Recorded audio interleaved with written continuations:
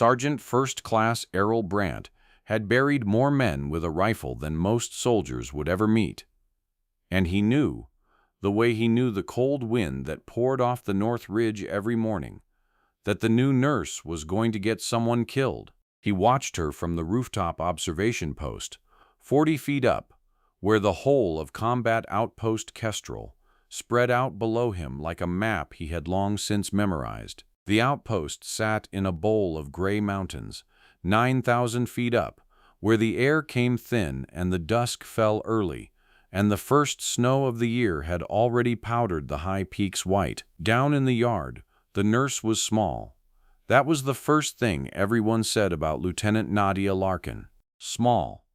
She barely came to the shoulder of the men she'd flown in with, and she moved quiet, and she didn't talk unless talking did something. "Command sent us a schoolteacher," Brandt said to the young private beside him, and he didn't bother to lower his voice, because he wanted it to carry down into the yard. 9,000 feet, insurgents on 3 ridgelines, and they hand us a nurse to hold hands. He spat over the sandbags. "She'll faint the first time the wire lights up. Then somebody's got to peel her off the dirt while they bleed out. Medical is weight. It has always been weight." He leaned his forearms on the wall and let the rifle lie easy in the crook of his arm, the way a man holds a thing that belongs to him. "Out here there's people who fight and people who get carried. You can tell which is which by looking. Look at her." The private looked. He did not see anything but a small woman carrying a case of saline on one hip, crossing the frozen yard with her head down against the wind. He nodded, because you nodded at Brandt. The nurse did not look up, but Brandt would swear, later, when he could not stop thinking about it, when he replayed the day 1,000 times in the dark, that she had heard every word, and that she had already known he would say them, the way you know a break in an old bone is going to ache before the storm ever arrives. She kept walking. She did not slow, and she did not speed up, and she did not yet know that before the light failed on that same gray day, Errol Brandt would key his radio and say her name into it, like a prayer. Brandt did not know it either. That was the thing about certainty. It never saw the shape of the thing coming to break it. Before we go further, if you believe the people everyone counts out are exactly the ones you want beside you when it all comes apart, do me a favor and subscribe, and tell me in the comments what city you're listening from right now. Stay with me all the way to the end, because what Nadia Larkin does when that helicopter comes down out of the smoke is the kind of thing hard men argue about for years afterward, and by the time the sun sets on this mountain, the best shooter on the whole outpost is going to owe her everything he has left. This story travels a long, long way from a quiet ranch in the high country. Let's go back to where it started. Nadia Larkin grew up on cattle land where winter arrived in September and refused to leave, where the coyotes came down off the ridge every spring when the calves dropped. Her mother ran the place alone, after Nadia's father walked off one autumn. And her mother did not believe in wasting anything, not feed, not daylight, not a single round. The rifle lived on 2 pegs by the kitchen door, and Nadia was 9 the first time her mother folded her small hands around it. There was no ceremony to it. There was a coyote out past the loafing shed, moving low along the fence line toward a newborn calf that couldn't yet stand, and her mother knelt behind her in the mud and said the only 3 things she ever really taught about shooting. Don't aim where it is, aim where it's going. Her rough hand steadied Nadia's shoulder. And don't yank it.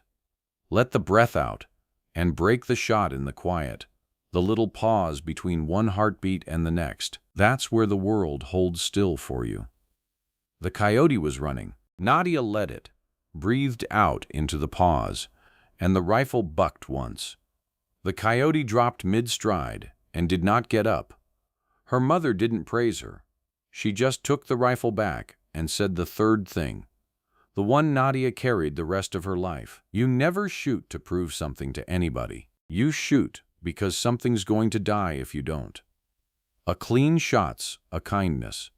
Give it a clean one. By 17, a range coach had talked her mother into junior precision competition, and she'd come home from the nationals with a medal she left in a drawer, because her mother needed help with the calving, and a medal doesn't pull a breech birth. She could have gone anywhere on that talent. Instead, the winter she turned 19, a ranch hand caught his arm in the auger of the feed wagon, and Nadia knelt in the snow and kept him alive with a belt and a horse blanket for 40 minutes until the county ambulance clawed up the pass. He lived, and somewhere in those 40 minutes, hands red to the wrist and steady as stone, she understood what she was actually good at. It was never the killing, it was the stillness. The same stillness that broke a shot into the pause between heartbeats let her hold a man's torn artery shut without shaking while he screamed. Same hands. She went to nursing school that fall and never told a soul in the army what she'd been before, because out here she was just the nurse. The mess sergeant, an old soft-spoken man named Pruitt, who'd been in longer than most of Kestrel's soldiers had been alive, was the first to catch a glimpse of the girl from the ranch. It happened on the qualification range her second week. Larkin took her turn only because regulations said every soul had to qualify, and she shot a borrowed carbine she'd never held, cold, in the wind, and Pruitt happened to be at the cleaning table when he glanced over and saw her group. 10 rounds, one ragged hole you could cover with a bottle cap, at 300 meters, into a crosswind, pushing everyone else's shots a foot wide. Pruitt had been around. He knew what that meant, and knew he'd never seen a nurse do it. He opened his mouth to say something, and Larkin was already clearing, standing, small and quiet, saying, "Just got lucky on the wind, Sergeant," in that flat way that closed a door. Pruitt shut his mouth, but he turned it over for a long time after, the way a man turns a strange coin in his pocket. He didn't understand what he'd seen.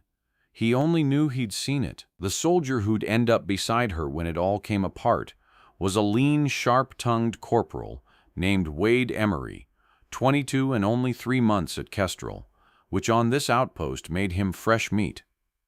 The hard men rode him for it. Brandt's crowd called him the tourist, made him carry water up the OP stairs, and laughed when he lost his breath in the thin air.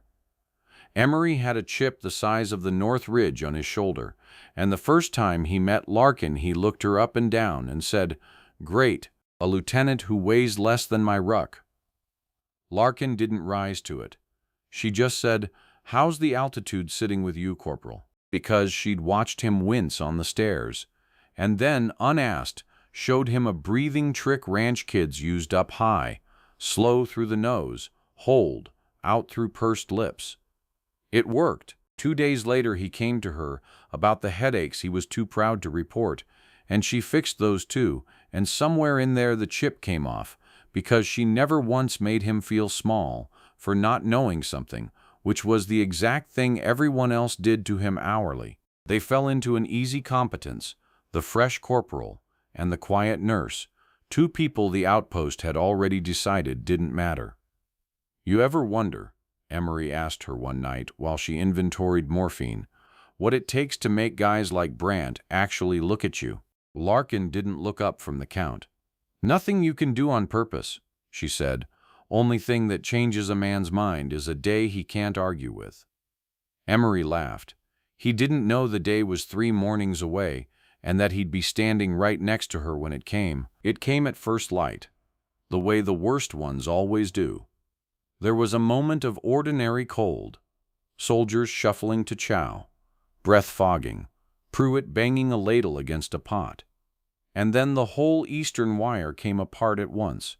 Not a probe, a coordinated assault, 3 directions, machine guns opening from the ridgelines and mortars walking in across the yard, and a wave of fighters coming up through the dead ground where the map said no one could climb. The first rounds cracked overhead like whips, and the deep hammer of a heavy machine gun began chewing the sandbags on the east tower, and men were screaming for the medic before the first of them even hit the ground.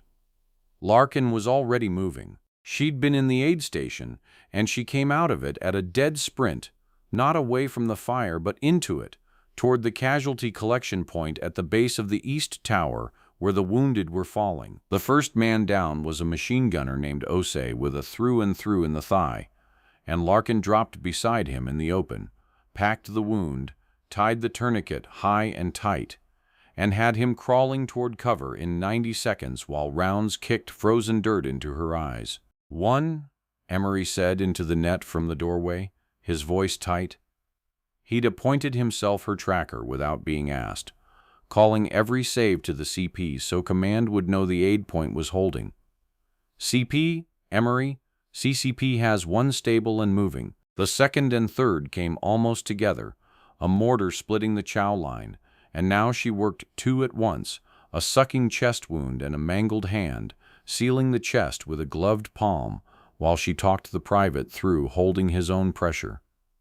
"Three," Emery called. The Ridge machine gun found their corner and walked a burst across the ground, rounds coming so close Larkin felt the air of them part against her cheek like a slap, and she did not flinch.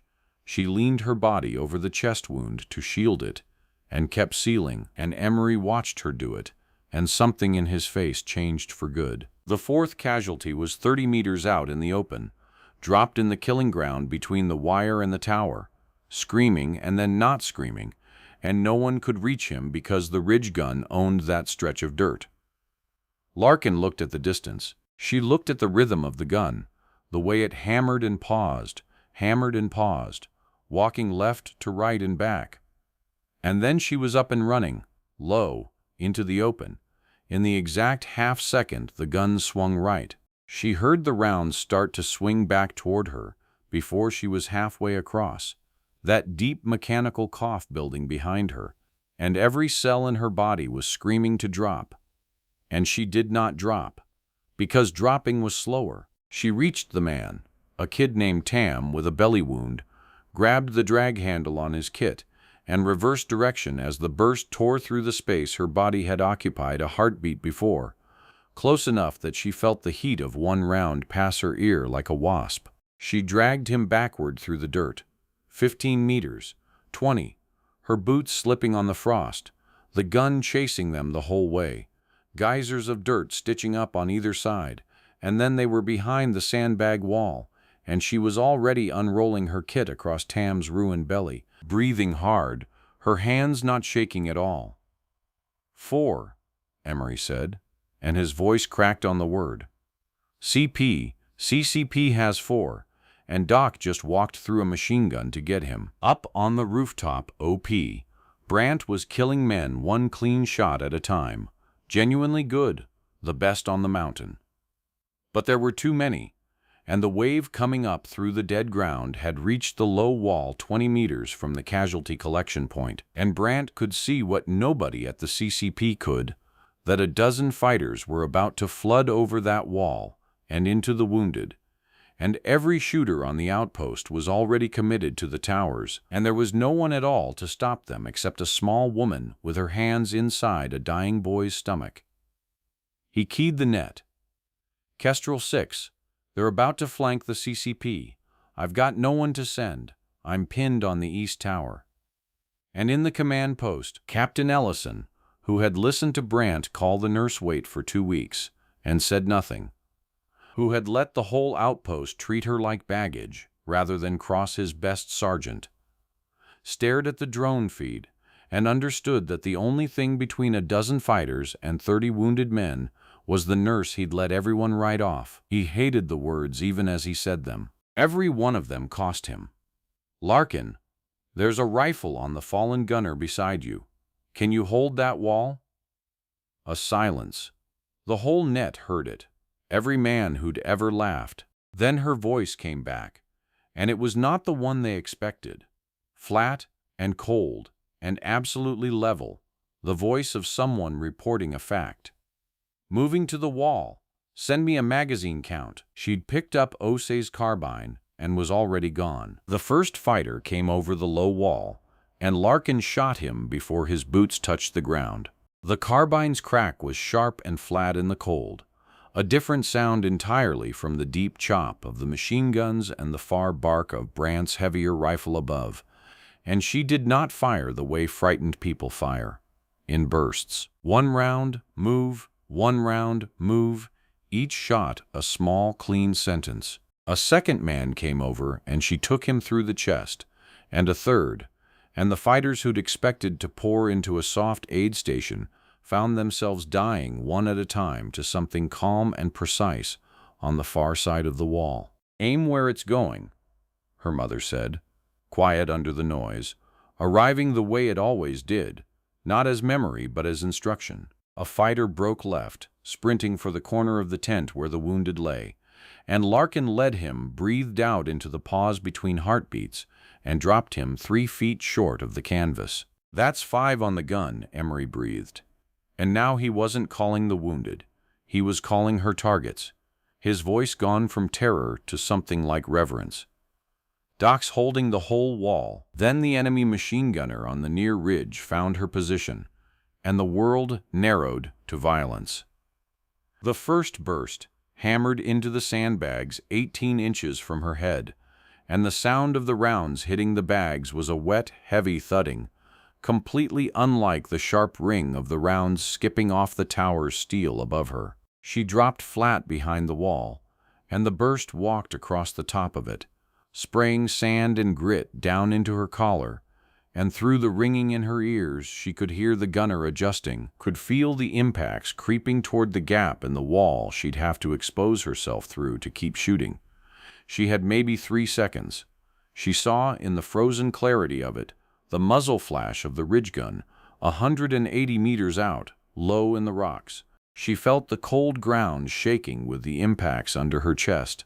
She calculated the swing of the gun and the reload she'd heard in its rhythm, and she knew that if she rose to shoot she'd have 1 round before it found her, and 1 round was all her mother had ever needed. And beside her, unasked, Emery made a decision that saved her life. He'd crawled up behind her with a smoke grenade off a downed soldier's kit, and instead of waiting, instead of freezing, he ripped it and hurled it out over the wall toward the ridge, and gray smoke bloomed across the gunner's line of sight in the exact instant the gun paused to reload. "Now, Doc, he's blind."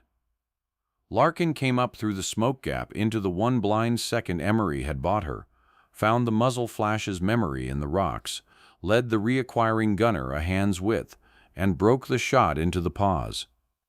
The ridge gun went silent. Not suppressed. Silent. "6, Emery whispered. "Guns down. The gun's down. They tell you the sound of a battle is the loudest thing you'll ever hear. And it is, until the moment a channel you need goes quiet." Larkin keyed the net to check the east tower, where 2 of her wounded had been dragged, where a young soldier named Reyes was supposed to be holding pressure on Tam's belly wound. "East Tower, CCP, confirm status on the belly wound. Static." She keyed again. "Reyes, this is Larkin, talk to me." The static hissed back at her, empty and enormous, and in that silence she heard every worst thing at once.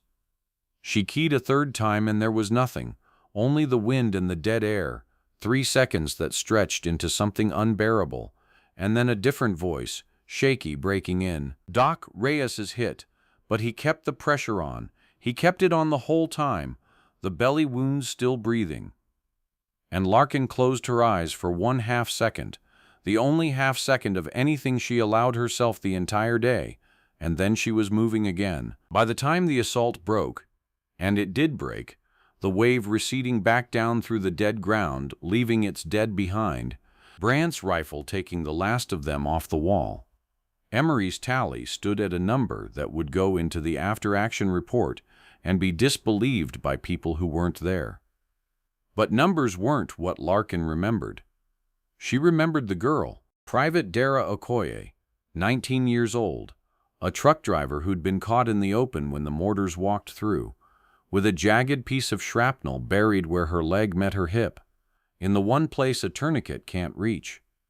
Junctional hemorrhage, the kind that kills you in minutes while people watch. Larkin got to her and went to her knees in the pooling blood and drove her whole fist into the wound to find the vessel and pinch it, and she did not stop, and Dara was still awake, gray-faced and shaking, staring up at the snow, starting to sift down out of the darkening sky. "Ma'am," Dara said, and her voice was a child's voice, small and terribly clear. "Ma'am, am I going home?" Larkin looked down at her, and the same hands that had put 6 men in the dirt a minute before were now buried in this girl's body, holding her alive, and they did not shake. "You've got 2 little brothers back home you raised yourself," Larkin said, because she'd read the girl's file the first week, because she read all their files, because that was the job. "Diesel mechanic, you told me. Both of those boys are going to stand in your garage someday and yell at you for scaring them like this. I already know it. That's not hope, Dara. That's a fact. Now breathe out for me." Dara breathed out, and the same stillness that broke a shot into the pause between heartbeats held that girl's torn body together through the snow and the dark until they could clamp it, and Dara Okoye did not die. When they finally got a line into her and the bleeding was owned, Emery found Larkin kneeling in the red snow, blood to her elbows, and he crouched beside her and didn't say anything for a while. Then he said, very quietly, "I called you a tourist." "You were right," she said. "You were carrying too much water." And Emery laughed, a wet, exhausted human laugh. And that was the one warm moment, the only one, the fresh corporal and the quiet nurse laughing in the bloody snow, because the alternative was to feel all of it at once. The assault was over. The medevac was inbound. And every soul on Kestrel let themselves believe, for about 9 minutes, that the worst of the day was behind them. That was the mistake. The helicopter came down the valley, out of a sky going the color of a bruise, a big medevac bird flaring in over the wire to lift the worst of the wounded, and it never touched down. Someone in the rocks on the south ridge had held a rocket in reserve for exactly this, and it reached up and caught the aircraft in the tail as it flared, and the bird slewed sideways, its rotor screaming, and came down hard in the dead ground 300 meters outside the south wire, in a grinding crash of metal and snow. It did not explode. That was almost worse. It lay there on its side in the failing light, one rotor blade snapped and spinning down, fuel already leaking black across the white ground and steam rising off the hot engine into the cold, and inside and around it were survivors, the crew, and the 2 wounded they'd already loaded, and worst of all, the medic, who'd fast roped down to help. And on the south ridge, the fighters who'd broken off the assault saw the same thing everyone saw, and they began to move down toward the wreck to finish what the rocket had started, and the light was dying, and Kestrel had no way to reach the crash except across 300 meters of open ground that a machine gun already ranged. Brant reached the OP window facing the crash first, and Brant saw what happened next, and it broke something his own certainty had built up over 20 years. Because one of the survivors staggering out of the smoking wreck, dragging a wounded man, was Corporal Jonah Keel, Brant's spotter for 3 deployments, the closest thing to a brother he had left on this earth. Brant watched through his scope as a fighter came down out of the rocks, cut Keel's legs out from under him with a burst, then grabbed the wounded man Keel had been dragging and hauled him up as a shield, backing toward a gap in the boulders where the rest of the enemy waited. One hand fisted in Keel's collar, the other arm locked around the wounded man's throat, hauling both. Brant brought his rifle up, and Brant could not take the shot. He tried. He tried for the longest 30 seconds of his life. The angle from the OP put the wounded soldier's body directly between his line and the fighter, an overlapping mass of 3 struggling men in the smoke and the last gray light, and every time the fighter's head cleared he was moving, dragging, the fuel smoke drifting across the sight picture in oily sheets, the target a fraction of a fraction appearing and vanishing behind the very men Brant was trying to save. Brant was a great shot. Great was not going to be enough.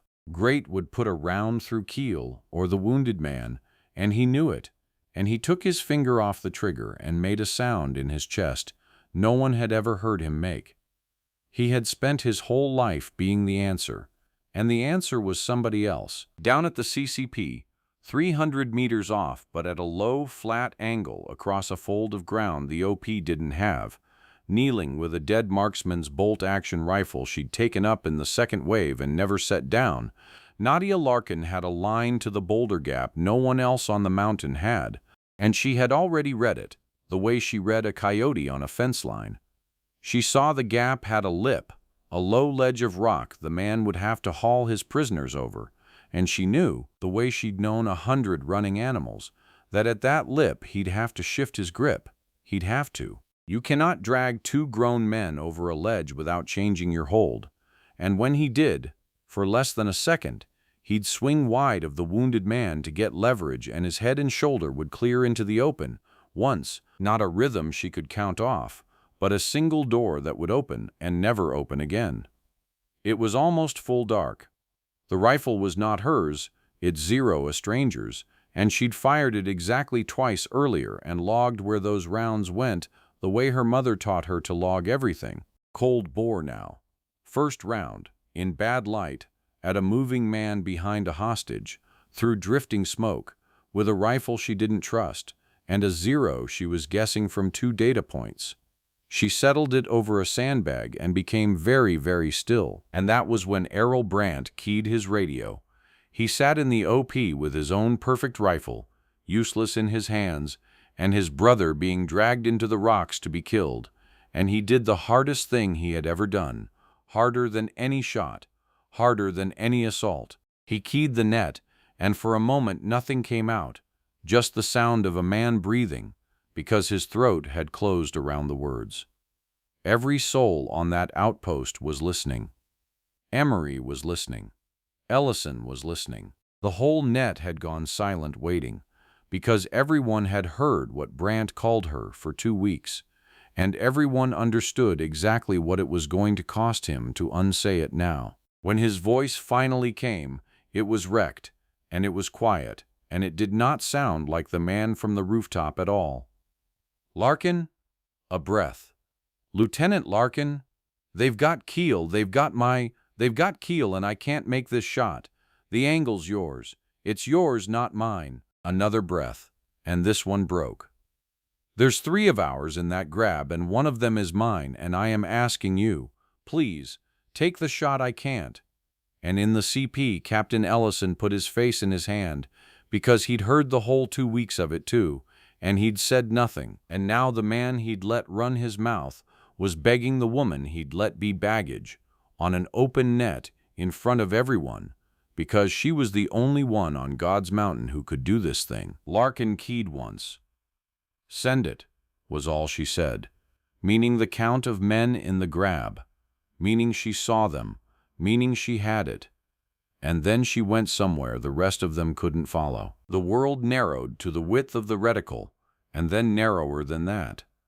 She could hear her own heart, slow, too slow for what was happening, the way it always went slow when the stillness took her. She watched the fighter reach the lip of the boulder gap in the last of the light, dragging Keel and the wounded man, watched the smoke draw its gray curtain across him, and pull back. And she breathed. Cold bore. The first round, always a stranger. She held a hair high and a hair into the drift, the way her 2 logged shots told her to. And lead. He was moving left, hauling his prisoners up the ledge, and the target when it opened would be moving. And you never aim where a moving thing is, you aim where it's going. She let the breath out, slow, through the nose, and wrote it down toward empty. And at the very bottom of the breath, in the small pause her mother had shown her when she was 9. The little quiet between one heartbeat and the next, where the whole world holds still for you. The fighter reached the lip and shifted his grip to haul Keel over it, and his shoulder swung wide of the wounded man, and his head cleared into the open. Once, exactly as she'd known it would, a door opening onto a fraction of a second. She had already let it. The rifle was already there, waiting where he was going, not where he was. She broke the shot into the pause. The single deep report of the bolt gun rolled out across the bowl of the valley and came back off the walls a heartbeat later, one clean sound utterly unlike the chattering carbines, and 300 meters away, in the last gray light, the fighter's head snapped back and he folded into the rocks and did not move, and Jonah Keel and the wounded soldier dropped free of his dead arms into the snow. She had put a single cold-bore round through a gap the width of a fist, past two friendly men, through drifting smoke, in the dark, with a dead stranger's rifle, into a target that existed for less than 1 second, and then the rest of Kestrel's guns, freed by the falling of the man who'd held the hostages, opened up on the boulder gap and drove the rest back into the rocks, and soldiers were already pouring out through the south wire to drag Keel and the survivors home. For a while afterward, nobody believed it. That is the honest truth of it, and it is why the proof mattered so much. Staff officers reading the report days later at higher headquarters said flatly that the shot could not have been made, not by anyone, and certainly not, they sneered, by a nurse. They said Brandt must have taken it and handed her the credit out of guilt. They said the range was misjudged, the conditions exaggerated, the whole thing a story soldiers tell to make a bad day feel like a victory. And then the proof came in from 3 directions at once, the way real proof does. The medevac bird's tail carried a crash-hardened camera that had kept running on its side in the snow, and it had recorded the boulder gap in grainy infrared, the drag, the lip, the grip shift, the single round, the timing of it down to the frame, and it showed no shot from the OP angle at all, only the flat line from the CCP where Larkin had knelt. The soldier Keel had been dragging gave his own account from a hospital bed, in a shaking voice, of hearing the round pass his ear and the arm around his throat going slack. And Brandt, when a visiting colonel implied that a sergeant of his skill had surely made that shot himself and let the nurse take the credit, stood up in a room full of officers and said, "No, sir, I had the same target for 30 seconds and I could not take it because I am not good enough and she is. I'll put my name to that in writing and I'll say it to anyone who calls her a liar." The colonel never raised it again. The reckoning came 2 days later, when the passes had been cleared and the dead flown out, and the outpost had gone quiet, the way places go quiet after too much. Brandt found Larkin in the aid station, changing the dressing on Dara Okoye's hip, and he stood in the doorway a long time before he could make himself come in. He was not the man from the rooftop anymore. Some certainty that had propped him up his whole adult life had gone out of the way he held his shoulders, and without it he looked older and smaller and for the first time honest. When he finally spoke, his voice came in pieces, a man dragging every word up from somewhere deep and rusted. "I called you." He stopped. "The first day, up on the OP, I said." He stopped again, jaw working, and Larkin did not fill the silence, just kept her hands moving gently over Dara's dressing, and waited, because some things a man has to say all the way through by himself. "I said you were weight. I said medical was weight, and I said it loud so it'd carry, so you'd hear it, because I'd already decided about you. And you saved 30 men, and you saved my brother, and you did it with a rifle I couldn't shoot, and I—" His hand pressed hard against his own mouth, and when it came down his eyes were wet and furious at themselves. "I spent 20 years thinking I could look at a person and know what they were worth. I looked right at you and saw nothing. That's not on you. That's a thing that's wrong in me." Larkin taped the dressing, told Dara she'd done great, and only then stood and turned to face him, small and level-eyed and calm. "Same hands," she said. 2 words. He didn't understand them. Not then. "The hands that patched that girl are the hands that took that shot. You looked at the one and decided about the other. Everybody does. Don't do it to the next one." And Brant nodded, and it cost him, and he did the next thing not with words but with action. The way she'd told Emery a man's mind only ever really changes.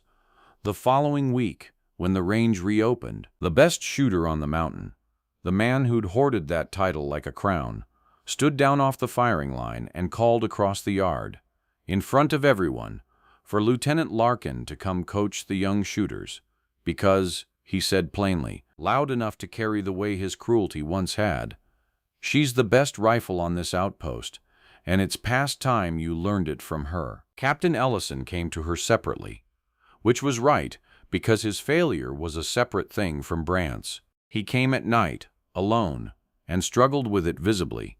A commander who'd let a good soldier be diminished rather than fight the man he relied on, and who understood now what that silence had almost cost. "I heard every word he said about you. Every day. I heard the men laugh, and I let it stand, because it was easier, because he's good and you were new, and I told myself it didn't matter." He looked at the floor, then made himself look at her. "It mattered. If that gun had swung a foot the other way while you crossed to that boy, if you'd been the person I let everyone treat you as and stayed down where you belonged, I'd have lost 30 men and never known the reason was me." Silence from a commander isn't neutral. It's permission, and I gave it. He straightened, and the part of the job that could still be done right came into him. "I'm attaching you to operations, effective now. When we plan, you're in the room. That's not a favor. That's me fixing a thing I broke." He was quiet a moment. Then he gave her the recognition, and it was only 4 words, but they were 4 words a commander is not supposed to have to say, and that he said them out loud was the whole of it. "I should have seen you." Larkin held his eyes.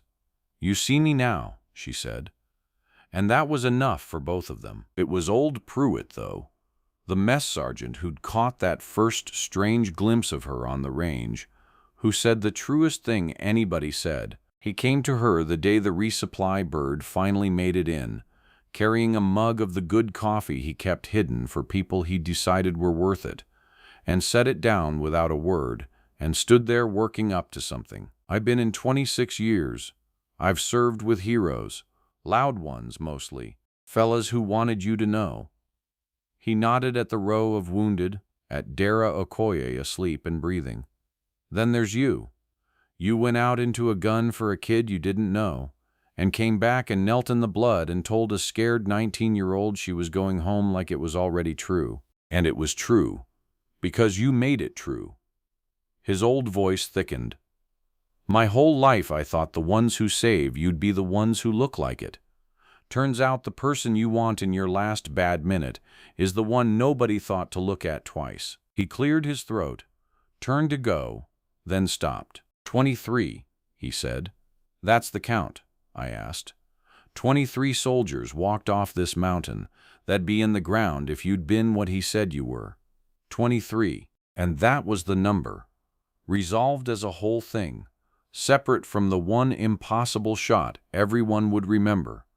23 living, breathing people, the only tally that had ever mattered to her. Someone asked her once, weeks later, how she could do both, put a round through a man's skull past 2 hostages, and then spend 6 hours keeping a stranger's daughter alive.